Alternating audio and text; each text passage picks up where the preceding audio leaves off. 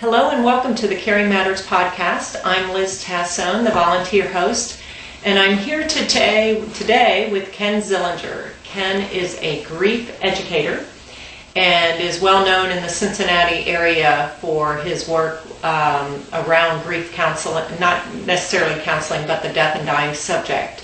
And what we wanted to talk to Ken about today is about when that caregiving relationship ends. In the case of the death, or maybe even of someone moving away and out of town where they're no longer part of that person's life. So I wanted to talk to you about that. And Ken, you've recently experienced this firsthand. Correct. So I wonder if you might talk to us about what happens when, the person you've spent years and many hours a day and many years of your life caring for. And what's that like for people?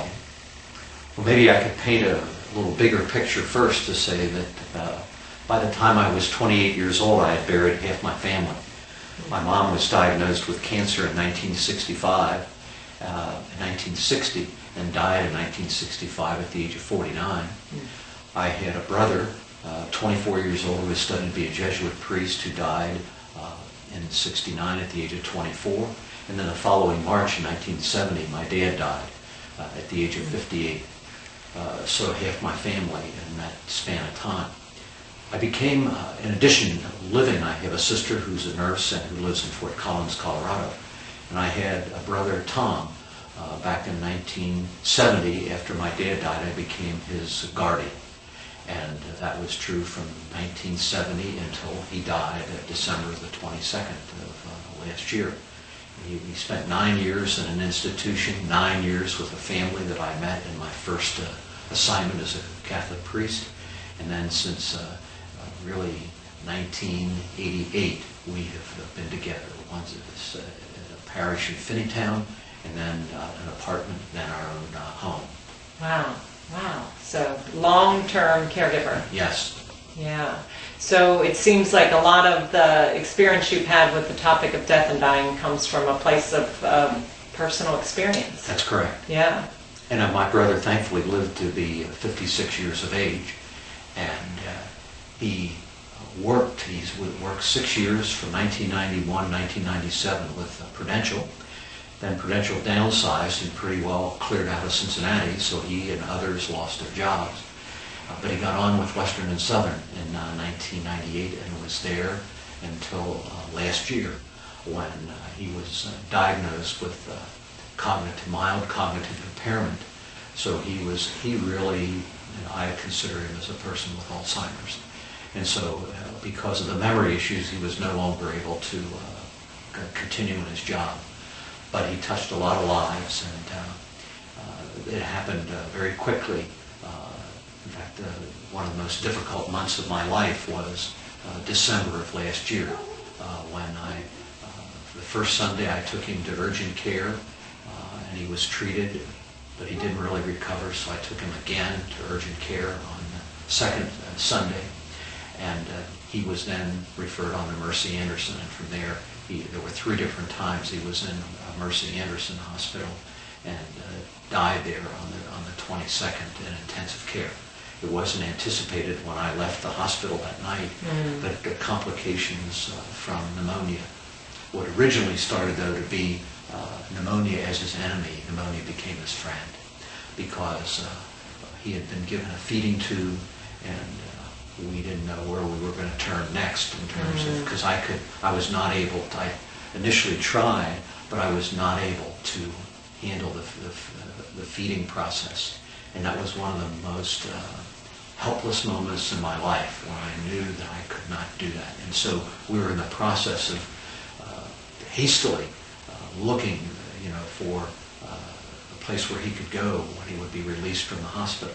And I saw him at 8 o'clock on that Friday night, and then I got a call about 4 o'clock in the morning that he was in intensive care, being taken to intensive care. So thank goodness I only lived about 5 minutes from Mercy Anderson. I was over there, and I waited for a bit, and then one of the nurses came out and told me that he was going to die. And so thankfully he didn't die immediately, and some other friends were able to come and be there too when he died. Wow. So this is very fresh for It you. is very fresh. And so you are literally dealing with what it's like to reform your life when the person you've taken care of for so many years That's right. is no longer with you. Correct. So we had a wonderful celebration of his life he touched a lot of lives. We had about 400 people who signed the guest book. It was at Bellarmine Chapel at Xavier was where the funeral was, and just a tremendous number of cards and notes and things like that people who met him. And he was beloved at work. They had a retirement party for him. And, the CEO of the company spoke on behalf of Western Southern, and so that was really a tremendous experience. my sense is, and we talked about this on the phone when I asked if this topic was a little too close, you said that for you, part of the healing is to be able to talk about Correct. your brother. Correct. Right. Just to tell stories about him, and that means a lot to be able to do. Mm-hmm. Basically, I say I relate more to the glorified Tom than the earthly Tom, because the earthly Tom was in a decline, and then pneumonia, as I mentioned earlier, became his friend. But I had this image of going by his room in our house, and sort of like Jesus in the Gospels, that you go there and it's like there's an angel or a voice there saying, he's not here, he's risen. And so that has meant a lot to me. Plus, I had an idea of receiving a letter from him on Christmas morning, in which I would open it, and it was a letter thanking me for what I had done for him, and basically saying that, Ken, your work with me is now finished, and so it's okay. You need to move on with your own life. I'm going to be okay, and I am okay, and so you need to move on with your life. I just turned 70 last September, and it's like, you're in your 70s now. Who knows how many years you have left to live, and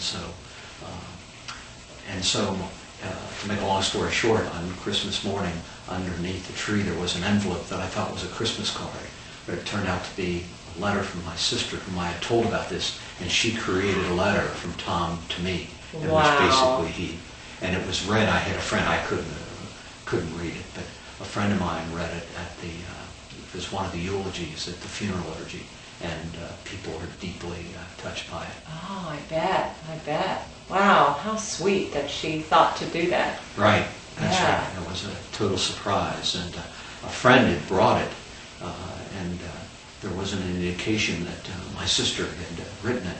And so at first I thought it was this friend. I called and thanked her, and she said, "Oh, Ken," she called back because I had to leave a voicemail, and she said, "I have to tell you that I did not write that letter, your sister did." Oh. So that's something that will be very helpful to me. Wow.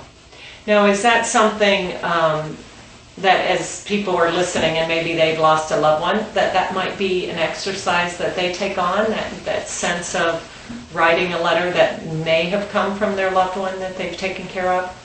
That's would be for people who like to write, or who there's maybe someone who could do that for them, to represent that person. Mm-hmm. That can be, I think, very healing.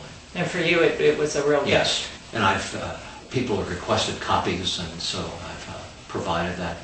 And you never know, you give somebody an idea, and they may follow up on it, and may be helpful to them. Yeah, very good. Well, thank you for sharing this.